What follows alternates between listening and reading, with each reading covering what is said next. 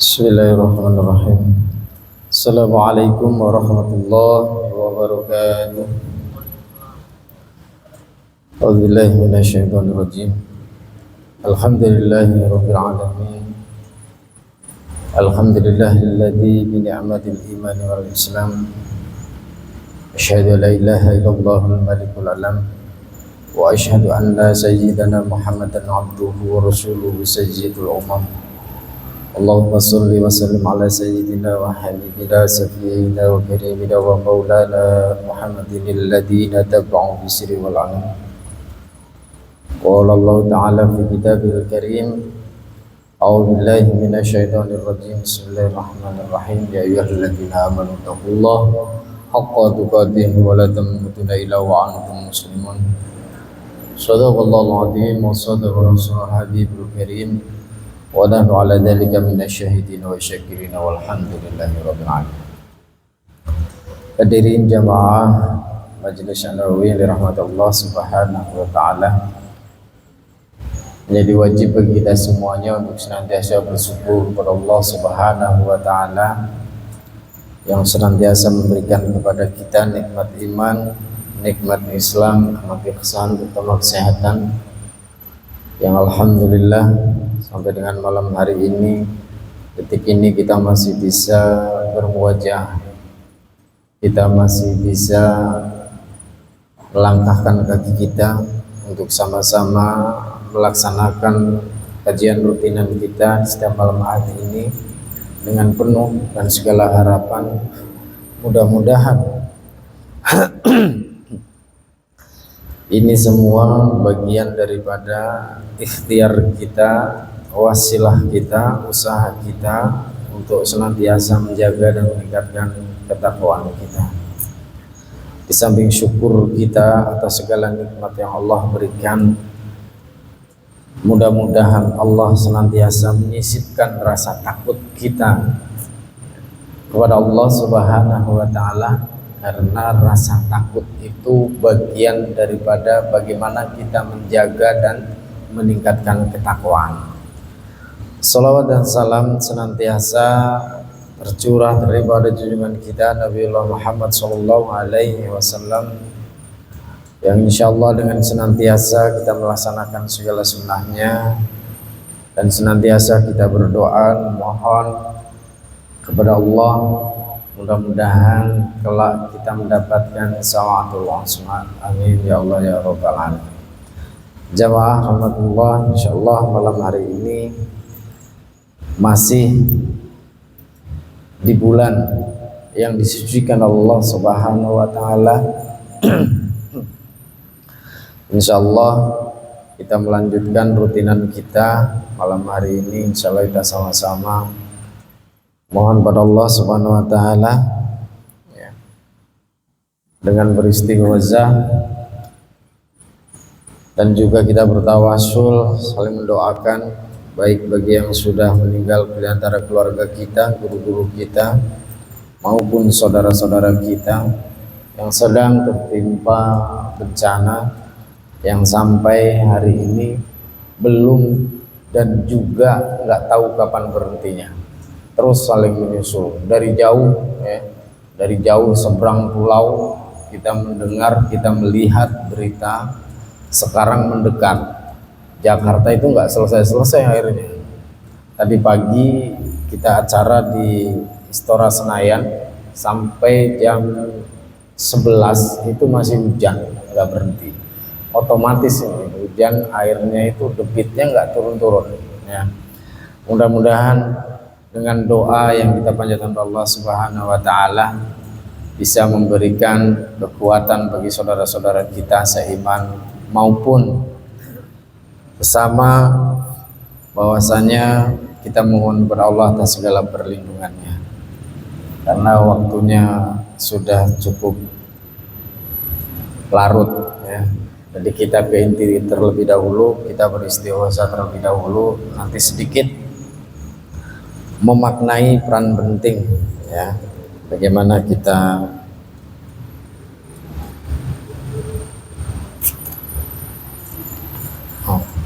syaitan. Bismillahirrahmanirrahim. Baik, untuk mengawali kita sama-sama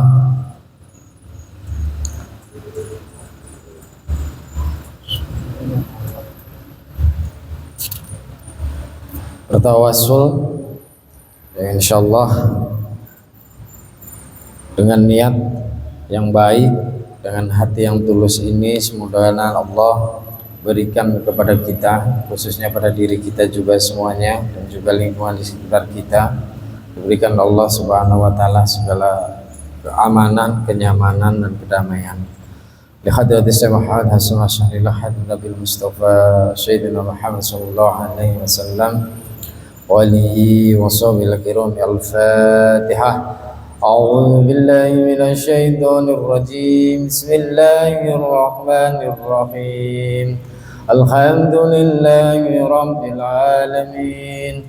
Ar-Rahmanir Rahim. Maliki yaumiddin. Iyyaka na'budu wa iyyaka nasta'in. Ihdinas siratal mustaqim. Siratal ladzina an'amta 'alaihim ghairil maghdubi 'alaihim waladdallin. Bismillahirrahmanirrahim. Wa ihwadina wa abdi wa musin wa ilal malaikatil muqarrabin wal qurubina wa ruhadin wa syuhadin wa salihin wa an kulli wa ashhadu kulli wa rahim abina sayyidina adam wa amna sayyidina wa hawa wa amatana sallallahu bainahuma ila yaumil Sallallahu al-Fatihah. A'udzu billahi minasy syaithanir rajim. Bismillahirrahmanirrahim. Alhamdulillahi rabbil alamin. Ar-Rahmanir Rahim. Maliki yaumiddin. Iyyaka na'budu wa iyyaka nasta'in. Ihdinas siratal mustaqim. Siratal ladzina an'amta 'alaihim ghairil maghdubi 'alaihim waladdallin. Amin. Allahumma ra'udzana wa alim wa li arwahi bagati sahabati al-umrat wa tabina lahum bi ihsani ila yaumil shallahumul Fatihah. A'udzu billahi minasy syaithanir rajim. Bismillahirrahmanirrahim. Alhamdulillahi rabbil alamin. Ar-Rahmanir Rahim. Maliki yaumiddin. Iyyaka na'budu wa iyyaka nasta'in. Ihdinas siratal mustaqim. Siratal ladzina an'amta 'alaihim ghairil maghdubi 'alaihim waladdallin. Summa ila arwah al-hamati arba'atul mubtada'in min qalidina fidin.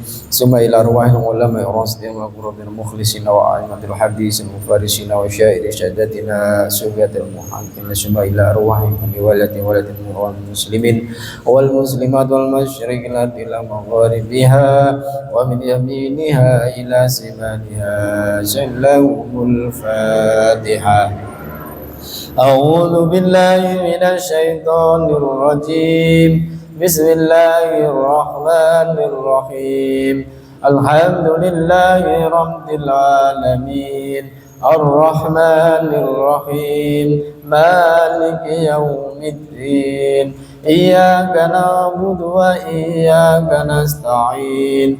Ihdinas siratal mustaqim. Siratal ladzina an'amta 'alaihim ghairil maghdubi 'alaihim waladdallin. Amin. Bismillahirrahmanirrahim. Sayyidina Sufiyati Unsan Sultani Aulai Sayyidina Sa'amdil Qadir Jalali Sayyidina Ta'ifat Sufiyati Sayyidina Sa'amdil Qasim Jannatil Ba'dati wa Muslim wa furungihim wa ahli silsilatihim. Sallahumul Fatihah. Bismillahirrahmanirrahim. Alhamdulillahi rabbil alamin. Ar-Rahmanir Rahim. مالك يوم الدين إياك نعبد وإياك نستعين اهدنا الصراط المستقيم صراط الذين أنعمت عليهم غير المغضوب عليهم ولا الضالين.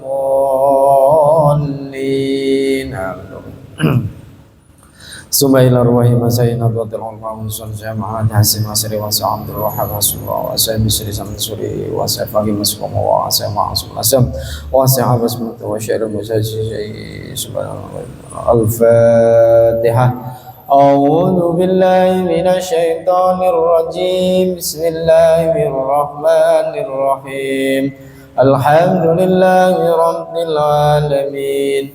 Ar-Rahmanir Rahim. مالك يوم الدين إياك نعبد وإياك نستعين اهدنا الصراط المستقيم صراط الذين أنعمت عليهم غير المغضوب عليهم ولا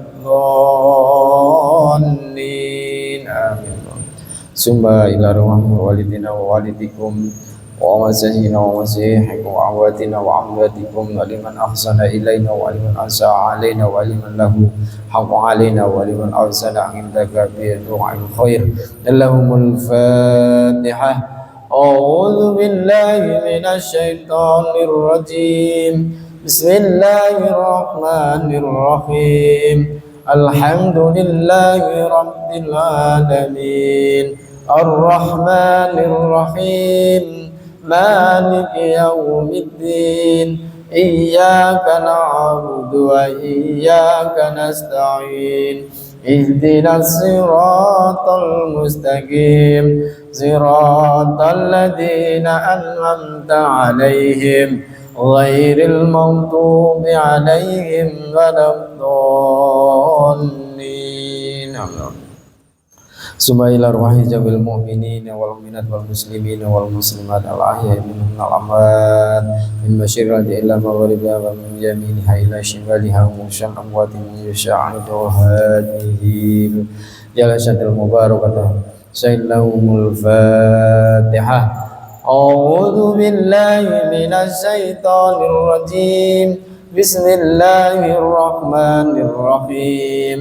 الحمد لله رب العالمين الرحمن الرحيم مالك يوم الدين إياك نعبد وإياك نستعين اهدنا الصراط المستقيم صراط الذين أنعمت عليهم غير المغضوب عليهم ولا الضالين آمين. رب اغفر لي ولوالدي نسألك يا من هو الله الذي لا إله إلا هو الرحمن الرحيم الملك القدوس السلام المؤمن المهيمن العزيز الجبار المتكبر الخالق البريء المصور الغفار القهار الوهاب الرزاق الفتاه العليم القبير الباشر الخفيض الرفيع المغيث المديل السميع البشير الحكم العدل اللطيف الخبير الخالق العظيم الغفور الشكور العلي الكبير الخفيد المقيت الخسيب الجليل الكريم الرقيب المجيب الوسيع الحكيم الودود المجيد البعيث الشهيد الحكور الوكيل القوي المتين الولي الحميد المقسي المبدي المميت المحيي المميت الخي القيوم الواجد المجيد الوحيد الأحد الصمد القدير المقتدر المقدم المؤخر الأول الأخير الظاهر الباطن الولي المتعالي البر التواب المنتقم العفو الرؤوف المالك الملك ذا الجلال والإكرام المقسط الجميع الغني المغني المانع الضار النافع النور الهادي البادئ الباقي الوارث الرشيد الصبور أستغفر الله العظيم الذي لا إله إلا هو الحي القيوم وأتوب إليه أستغفر الله العظيم الذي لا إله إلا هو الحي القيوم وأتوب إليه أستغفر الله العظيم الذي لا إله إلا هو الحي القيوم وأتوب إليه لا إله إلا الله الملك القدوس لا إله إلا الله الملك القدوس لا إله إلا الله الملك القدوس لا إله إلا الله الملك القدوس لا إله إلا الله الملك القدوس لا إله إلا الله الملك القدوس لا إله إلا الله الملك القدوس لا إله إلا الله الملك القدوس لا إله إلا الله الملك القدوس لا إله إلا الله الملك القدوس يا الله يا خيوم يا قيوم يا ذا الجلال والإكرام يا الله يا خيوم يا قيوم يا ذا الجلال والإكرام يا الله يا خيوم يا قيوم يا ذا الجلال والإكرام يا الله يا قيوم يا قيوم يا ذا الجلال والإكرام يا الله يا قيوم يا قيوم يا ذا الجلال والإكرام يا الله يا قيوم يا قيوم يا ذا الجلال والإكرام بسم الله بعون الله الله يا خفيف بسم الله بعون الله الله يا خفيف بسم الله بعون الله الله يا خفيف بسم الله بعون الله الله يا خفيف بسم الله بعون الله الله يا خفيف بسم الله بعون الله الله يا خفيف بسم الله بعون الله الله يا خفيف Bismillah bi'aunillah. Allahu ya khafid. Bismillah bi'aunillah. Allahu ya khafid. Ilahana ya Sayyidana anta maulana fansurna 'alal qaumil kafirin. Ilahana ya Sayyidana anta maulana fansurna 'alal qaumil kafirin. Ilahana ya Sayyidana anta maulana fansurna 'alal qaumil kafirin. Ilahana ya Sayyidana anta maulana fansurna 'alal qaumil kafirin. Ilahana ya Sayyidana anta maulana fansurna 'alal qaumil kafirin. Ilahana ya Sayyidana anta maulana fansurna 'alal qaumid dhalimin. Ilahana ya Sayyidana anta maulana fansurna 'alal qaumid dhalimin. Ilahana ya Sayyidana anta maulana fansurna 'alal qaumid dhalimin. Ilahana ya Sayyidana anta maulana fansurna 'alal qaumid dhalimin. Ilahana ya Sayyidana anta maulana fansurna 'alal qaumid dhalimin. Ilahana ya Sayyidana anta maulana fansurna 'alal qaumil munafiqin. Ilahana ya Sayyidana anta maulana fansurna 'alal qaumil munafiqin.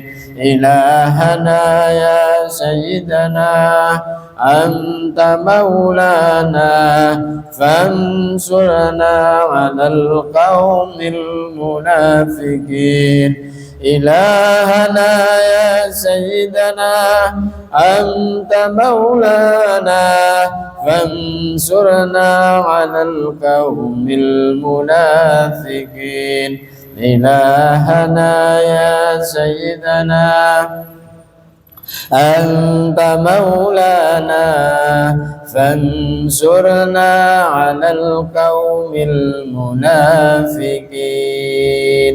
Ya Hananu ya Mananu ya Dayan. Ya Hananu ya Mananu ya Dayan. Ya Hananu ya Mananu ya Dayan. Ya Hananu ya Mananu ya Dayan.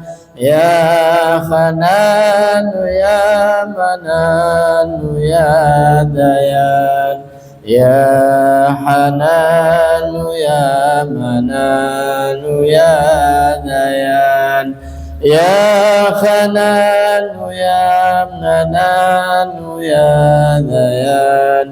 Ya Hananu ya Mananu ya Dayan.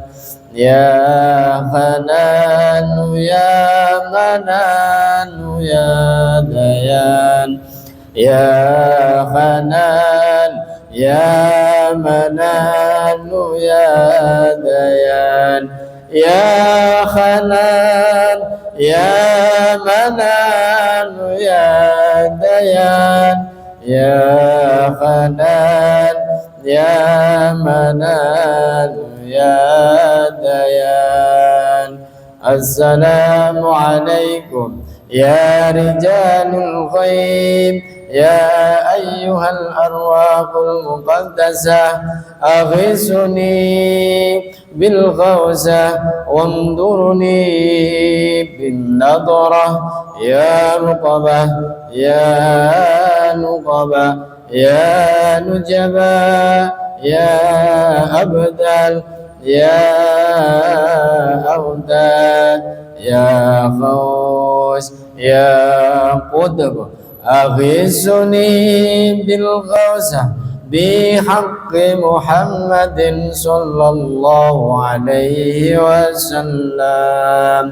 السلام عليكم يا رجال الغيب يا أيها الأرواح المقدسة أغيثني بالغوثة وانظرني بالنضرة يا رقبا يا نقبا يا نجبا يا أبدال يا أوداد يا غوث يا قدم أغثني بالغوثة بحق محمد صلى الله عليه وسلم.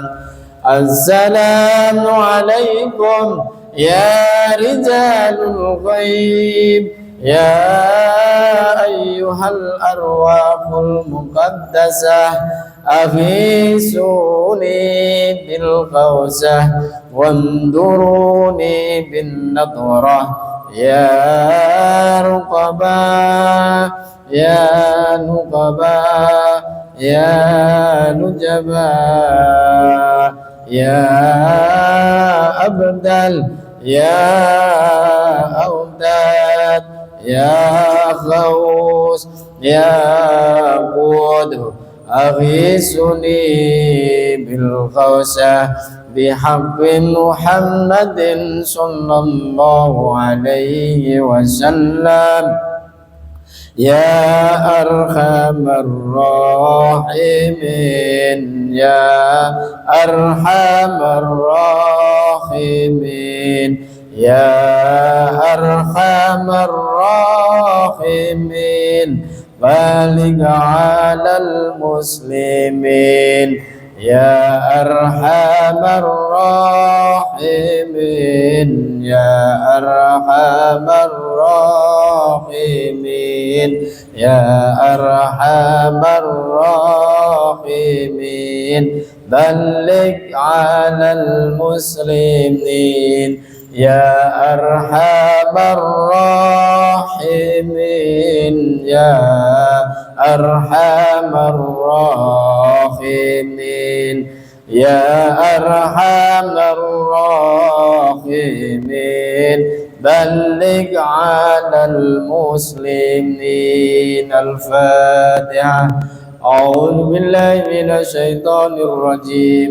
بسم الله الرحمن الرحيم. الحمد لله رب العالمين الرحمن الرحيم مالك يوم الدين إياك نعبد وإياك نستعين اهدنا الصراط المستقيم صراط الذين أنعمت عليهم غير المغضوب عليهم ولا الضالين. لا إله إلا الله والله أكبر ولله الحمد. بسم الله الرحمن الرحيم. قل هو الله أحد الله الصمد لم يلد ولم يولد ولم يكن له كفوا أحد. بسم الله الرحمن الرحيم. قل هو الله أحد الله الصمد لم يلد ولم يولد ولم يكن له كفوا أحد. بسم الله الرحمن الرحيم.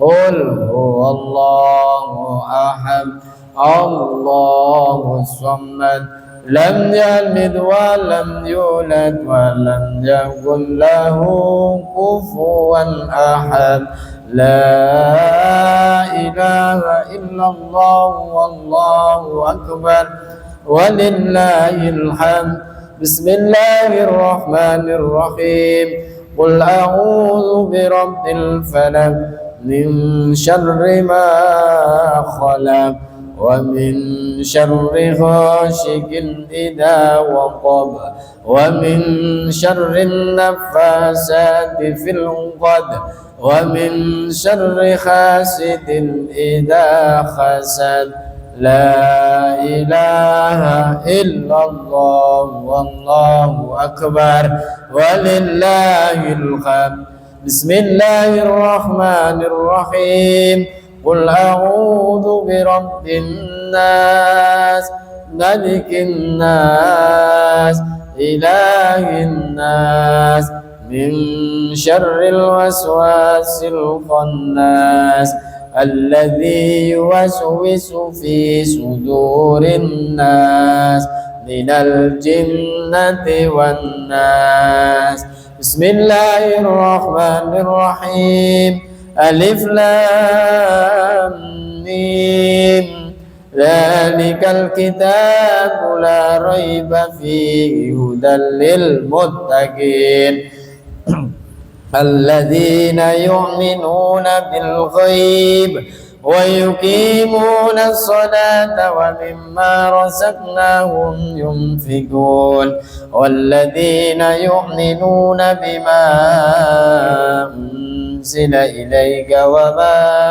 أنزل من قبلك وبالآخرة هم يوقنون أولئك على هدى من ربهم وأولئك هم المفلحون وإلهكم إله واحد لا إله إلا هو الرحمن الرحيم الله لا إله إلا هو الحي القيوم لا تأخذه سنة ولا نوم له ما في السماوات وما في الأرض من ذا الذي يشفع عنده إلا بإذنه يعلم ما بين أيديهم وما خلفهم ولا يحيطون بشيء من علمه إلا بما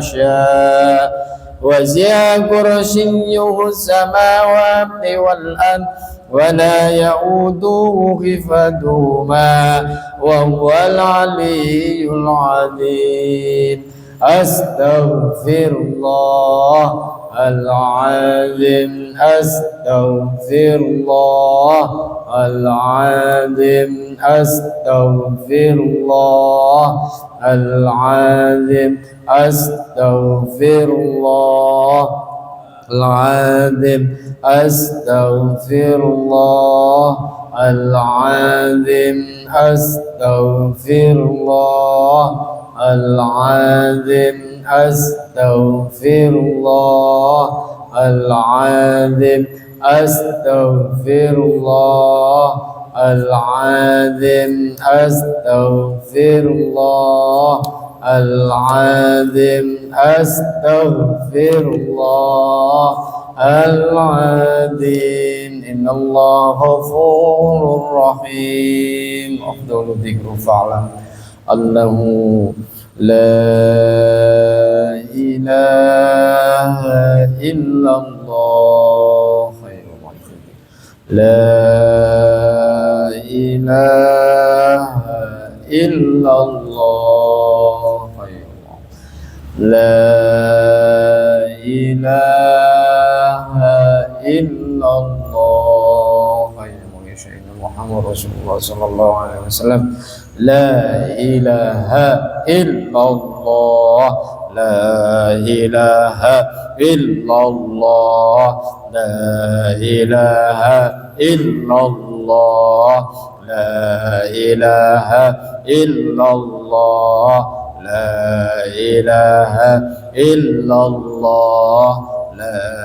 إله إلا الله لا إله إلا الله لا إله إلا الله لا إله إلا الله لا إله إلا الله لا إله إلا الله لا إله إلا الله لا إله إلا الله إله إلا الله لا إله إلا الله لا إله إلا الله محمد رسول الله صلى الله عليه وسلم اللهم صل على سيدنا محمد اللهم صل عليه وسلم اللهم صل على سيدنا محمد اللهم صل عليه وسلم اللهم صل على سيدنا محمد يا ربي صل عليه وسلم اللهم صل على سيدنا محمد يا ربي صل عليه وسلم سبحان الله وبحمده سبحان الله العظيم سبحان الله وبحمده سبحان الله العظيم سبحان الله وبحمده سبحان الله العظيم سبحان الله وبحمده سبحان الله العظيم سبحان الله وبحمده سبحان الله العظيم سبحان الله وبحمده سبحان الله العظيم إن الله وملائكته يصلون على النبي يا أيها الذين آمنوا صلوا عليه وسلموا تسليما اللهم صل على حبيبك سيدنا محمد وعلى آله وصحبه وسلم اللهم صل على حبيبك سيدنا محمد وعلى آله وصحبه وسلم اللهم صل على حبيبك سيدنا محمد وعلى آله وصحبه وبارك وسلم أجمعين. الفاتحة. أعوذ بالله من الشيطان الرجيم. بسم الله الرحمن الرحيم. الحمد لله رب العالمين الرحمن الرحيم مالك يوم الدين إياك نعبد وإياك نستعين اهدنا الصراط المستقيم صراط الذين أنعمت عليهم غير المغضوب عليهم ولا الضالين آمين. الحمد لله رب العالمين حمدا يوافي نعمته ويكافئ مزيده. يا ربنا لك الحمد كما ينبغي لجلال وجهك من عظيم سلطانك. سبحانك لا نحصي عليك أنت كما أثنيت على نفسك فلك الحمد حتى ترضى فلك الحمد إنا إذا رضيت ولك الحمد بعد رضا. اللهم صل وسلم على سيدنا محمد في الأولين وسلم على سيدنا محمد في الآخرين wa salli wa sallim ala sayyidina Muhammadin fi kulli waqti wa hin wa salli wa sallim ala sayyidina Muhammadin fil mala'il a'la ila yaumiddin wa salli wa sallim ala sayyidina Muhammadin hatta darisal arda wa man 'alaiha wa anta khairul warishin. Allahumma inna nastaghfiruka wa nasta'udzuka adyanana wa abdanana wa anfusana wa auladana wa amalana wa ahlana wa kullu shay'in a'taitana. Allahumma ij'alna wa iyyahum fi kanafika wa amanika wa 'iyatika wa jiwarika min kulli syaitanin marid wa jabarin anidin wadi'an wadil bahi wa min syarri kulli syarr innaka ala kulli syai'in qadir. Allahumma khudna bitaqwa wal istiqamah wa a'idna min muhibatil nadamah fil hali wal mala innaka sami'ud du'a.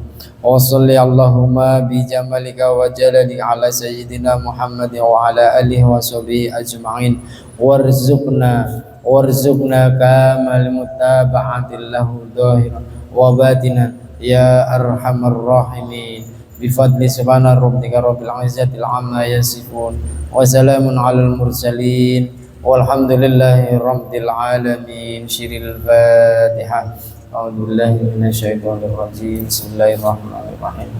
Alhamdulillahi rabbil alamin arrahmanir rahim maliki yaumiddin iyyaka na'budu wa iyyaka nasta'in ihdinas siratal mustaqim siratal ladzina an'amta 'alaihim ghairil maghdubi 'alaihim waladdallin. Rabbighfirli wa li walidayya wa lil muslimin amin ya rabbal alamin. Alhamdulillah, sedikit menambah yang sudah tahu mengenang, yang belum tahu biar tahu. Hari ini tepat tanggal 31 Januari 2026. 31 Januari 1926 di Indonesia, ulama ternama Syekh Hasyim Asy'ari mendirikan sebuah organisasi keagamaan yaitu Nahdlatul Ulama, yang mana sejarah rumit daripada NU ini yang kita kenal Nahdlatul Ulama itu tidak lepas daripada secara panjang Komite Hijaz.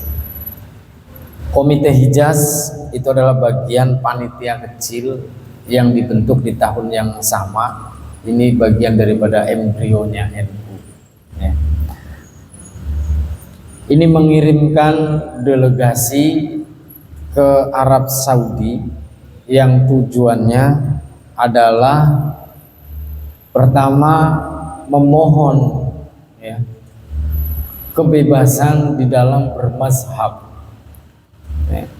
Baik itu mazhab Hanafi, Maliki, Syafi'i maupun Hambali, dan kemudian melestarikan situs-situs ya, situs-situs bersejarah di Arab Saudi, di Makkah atau Madinah yang sekarang kita kenal, yang menjadikan tonggak historis salah satu berdirinya Jamiah Nahdlatul Ulama ini.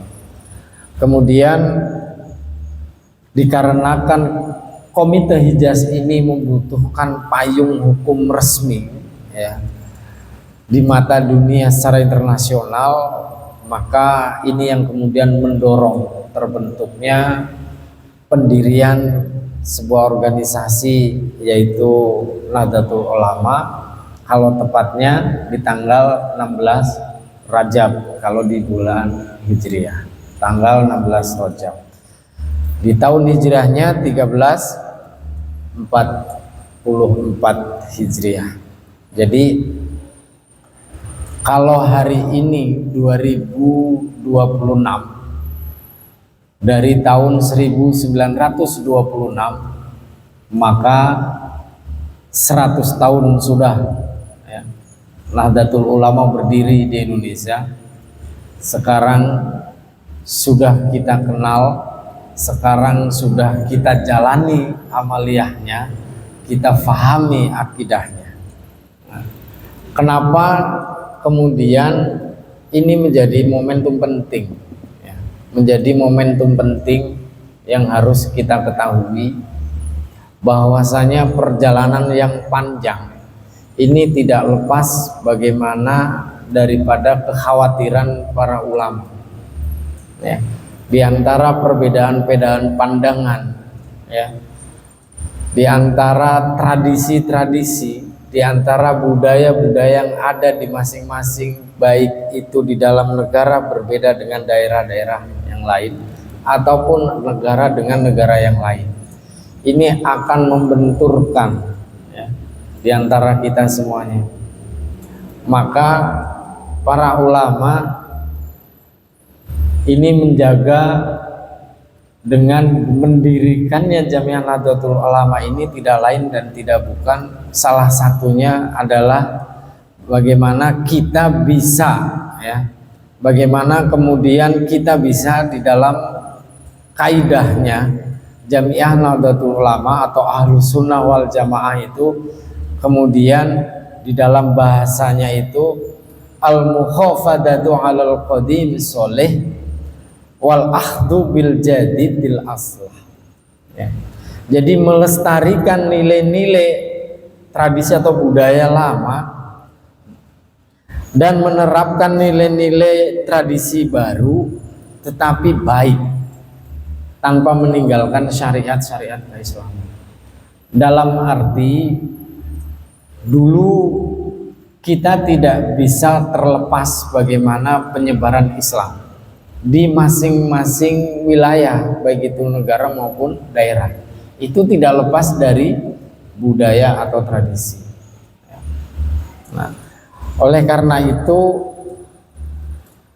kemudian para ulama ini menjaga dengan begitu kuat bagaimana budaya lokal, ya, budaya lokal ini yang mampu kemudian mengawinkan dengan konsep-konsep Islam, ya. Istilahnya Islam itu mendekatkan diri, ya, dengan ramah terhadap budaya lokal, ya, bukan pendekatan yang kaku. Dan inilah yang dicontohkan oleh Rasulullah Shallallahu Alaihi Wasallam yang kemudian juga dikembangkan di Indonesia. Jadi berdiri di masa sulit, para ulama, para muassis, para kiai melalui pondok pesantren, ya, pondok pesantren tradisional ataupun melalui pengajian-pengajian ini menanamkan, ya, ajaran Ahlus Sunnah wal Jamaah Nadliyah. Pada saat itu NU selalu berdiri di garda terdepan, di mana Indonesia, ya, ini berada di masa-masa sulit. Kalau kita kenal Indonesia merdeka itu tahun 1945, ini berdirinya itu tahun 1926. Kita tidak bisa membayangkan seandainya kita menerima istilah bahwa kita sedang dijajah, ya, kita sedang dijajah, berarti kita sedang dalam masa penjajahan. Disinilah para ulama berjuang menguatkan akidah keislaman di Indonesia, ya. Di antara kuatnya, ya, pencengkraman penjajah di Indonesia, tentunya ini bukan hal yang mudah, bukan hal yang mudah, apalagi kemudian para penjajah tentunya tidak kepengen melihat warga pribumi itu kemudian menjadi pintar yang nantinya kemudian akan melakukan pemberontakan-pemberontakan demi kemerdekaan. Namun itu semua terjadi kemudian di tahun 1945. ya. Kita mengenal istilah meletusnya perang di Surabaya 10 November. Tahunnya benar Pak Haji? Ya, tahunnya benar ya. Jadi 10 November 1945. Nah, disinilah kemudian Syekh Hasyim Asy'ari itu bagaimana menjadi garda terdepan di Indonesia ini dengan mencetuskannya resolusi jihad, istilahnya direstuinnya umat Islam untuk melakukan jihad, melakukan peperangan terhadap penjajahan, yang mana fatwa tersebut kemudian membuat umat Islam di Indonesia bangkit untuk mempertahankan kemerdekaan tersebut. Maka terjadilah perang, terjadilah peristiwa 10 November 1945. Jadi peran penting yang terjadi di antara kejadian tersebut, salah satunya adalah tokoh yang begitu besar yang sudah mendirikan Jamiah Nahdlatul Ulama ini, yaitu menjadi salah satu pencetus fatwa, yaitu resolusi jihad, dan itu juga tentunya berkolaborasi dengan pemerintah. Ada Bung Tomo, kita kenal, ini beliau yang garang melakukan ya, atas restu dari Mbah Hasyim juga, itu menyiarkan lewat radio ya, lewat radio. Bahkan di Surabaya ini ada gubernurnya juga ya, kemudian ada beberapa tokoh-tokoh penting ya. Kalau kemudian ada Mayor Jenderal Muhammad Mangun Diprojo ya, ini juga salah satu tentara komandan ya, tentara dari TKR. Nah, ini kalau Pak Ade Jarwo ini harus punya kebanggaan ya. Ini ada tokoh yang sangat penting di waktu itu ya. Ada salah satu tokoh kalau di Jawa, tentunya di Jawa Selatan, Banyumasan itu dulu sangat terkenal ya, tokohnya Mayor Jenderal Sungkono ya. Ini dari Purbalingga, biar Pak De nanti pulang nyari ini siapa nih Mayor Jenderal Sungkono ya. Ini salah satu komandan PKR ya, ini yang dulu kemudian bersama-sama bahu membahu ini perang 10 November. Kenapa kemudian ini menjadi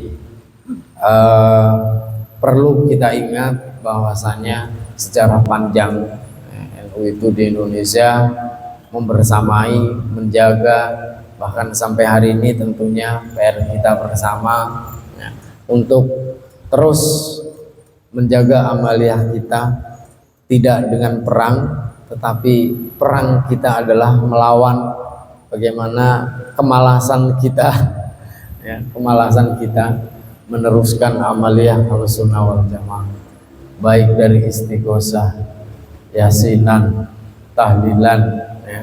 Tentunya ini semua pasti ada manfaatnya bagi kita, bagi lingkungan, dan juga bagi saudara-saudara kita semuanya. Mungkin itu sedikit mengenang momentum ya. Momentum insyaallah bulan ini, bulan Sya'ban, mudah-mudahan kita berharap, kita berdoa kepada Allah Subhanahu wa Ta'ala, kita akan bertemu di malam yang dimuliakan oleh Allah Subhanahu wa Ta'ala, yaitu malam nisfu Sya'ban. Insyaallah nanti kita akan mengadakan malam nisfu Sya'ban, yaitu dengan melaksanakan amaliyah seperti biasa, sholat sunnah, dan kemudian pembacaan surah Yasin.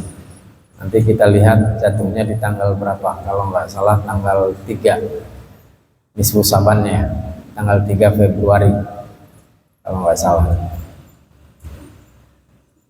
Ya, ya. Nanti kita sama-sama ya. Mungkin itu sedikit dari saya. Mohon maaf bila ada kekurangan dan kesalahannya. Wallahul muwaffiq ila aqwamit thoriq. Assalamualaikum warahmatullahi wabarakatuh.